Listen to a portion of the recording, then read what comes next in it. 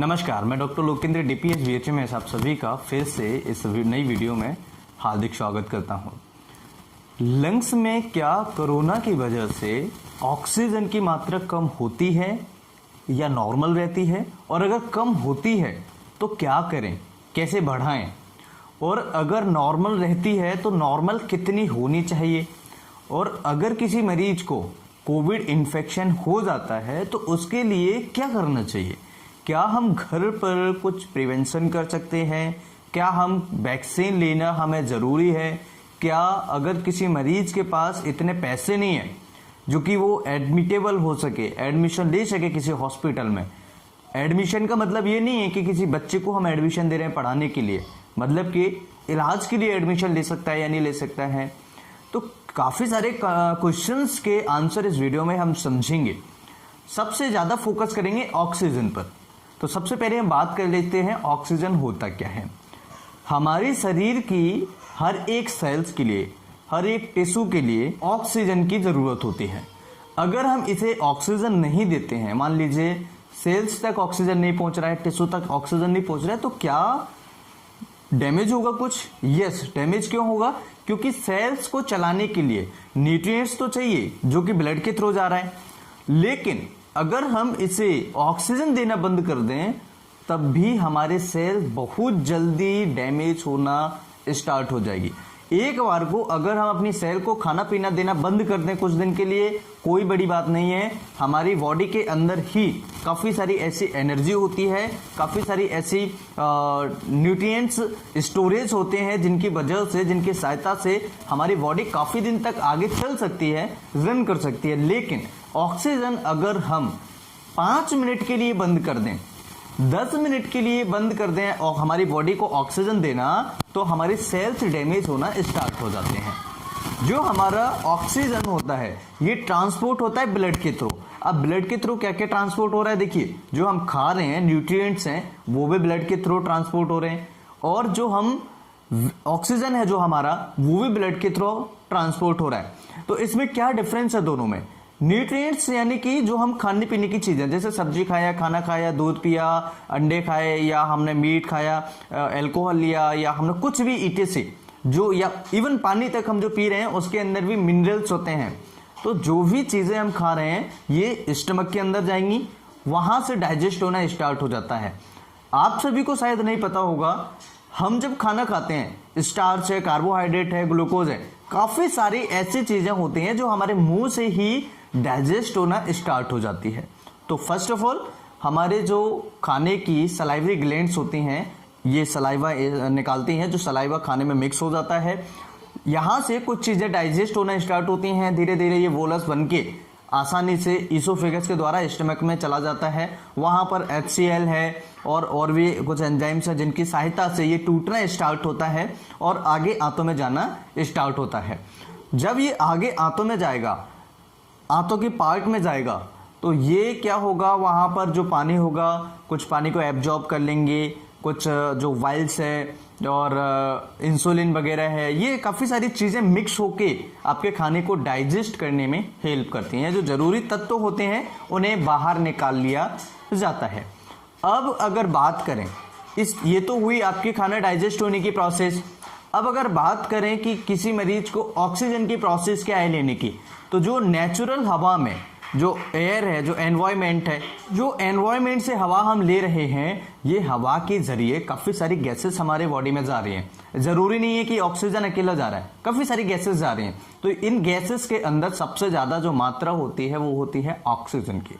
Oxygen हम सांस के द्वारा ले लेते हैं, फेफड़ों में पहुंच जाता है। फेफड़ों में छोटी छोटी कैपिलरीज होती हैं, ये कैपिलरीज क्या करती हैं, एक्सचेंज करती हैं।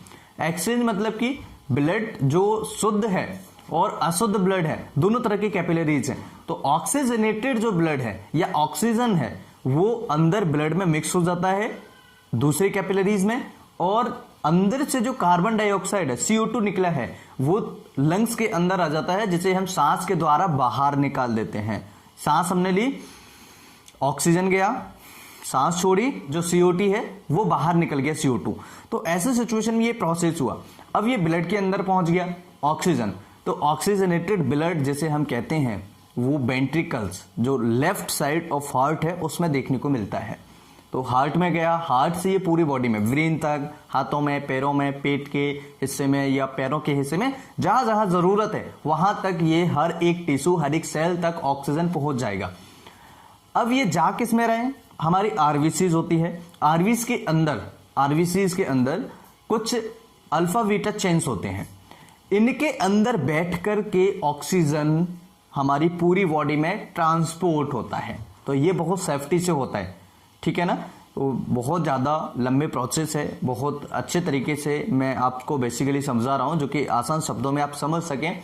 अगर आपको कोई लेक्चर लेना है तो आप मुझे कमेंट बॉक्स में ज़रूर बताएं, मैं ऑक्सीजन ट्रांसपोर्ट, ब्लड ट्रांसपोर्ट के बारे में सारी चीज़ों को समझाऊंगा। अगर बात करें कि मेडिसिन या कोई भी ऐसी तत्व जो हम बाहर से लेते हैं ठीक होने के लिए कैसे काम करता है, तो वो ब्लड के थ्रू ही ट्रांसपोर्ट हो रहा है, या अगर बात करें जो हमने डाइजेस्ट लिया है, खाने वाली ओरल चीजें ली हैं, वो डाइजेस्ट होंगी, उनसे केमिकल्स निकलेंगे, वो एब्जॉर्ब होंगे, तब जाके वो काम करेंगे, ठीक है। और जो इंजेक्टेबल होते हैं, जैसे इंजेक्शन हमने लगवाया तो वो जाके सीधा ब्लड में मिलेगा और आपका काम करना स्टार्ट कर देगा।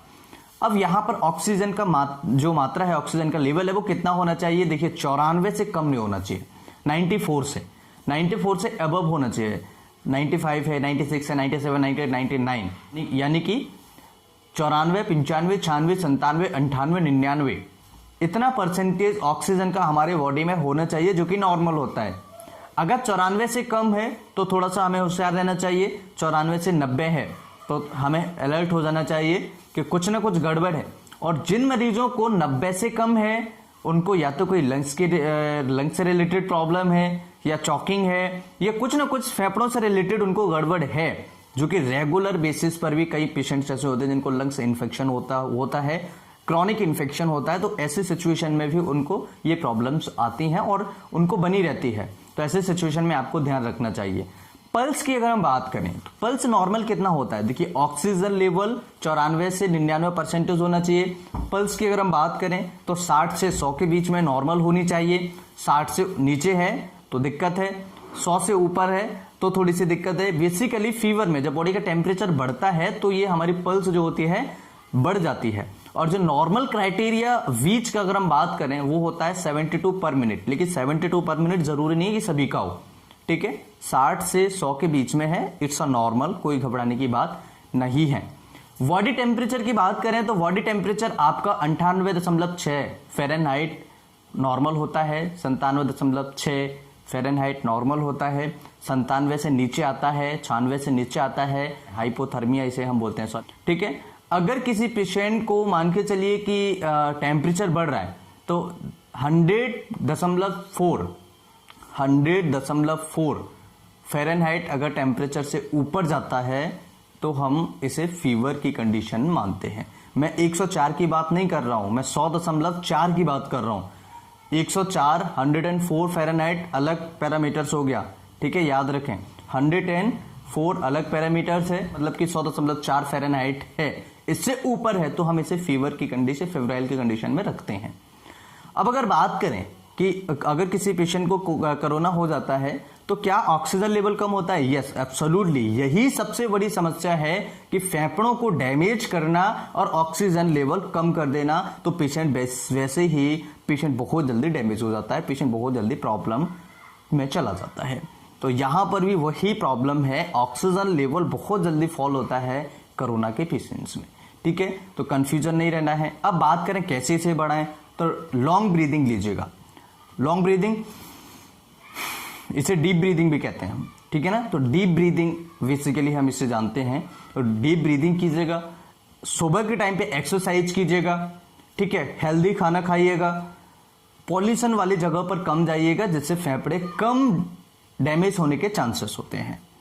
मुझे लगता है आज की इस वीडियो में डिटेल में हमने काफी सारी चीजों को समझा है। वीडियो अच्छा लगे तो लाइक एंड शेयर करें। अगर आप हमारे नए चैनल पर नहीं विजिट किए हुए हैं तो नए चैनल पर भी हम नई अपडेट्स, रिसेंटली नई अपडेट्स के बारे में समझते हैं। वीडियो अच्छा लगे तो लाइक एंड शेयर करें, उस चैनल पर भी हमें सपोर्ट करें। फिर मिलते हैं इसी तरीके से नई वीडियो में, तब तक के लिए नमस्कार, thanks for watching, have a nice day, जय हिंद।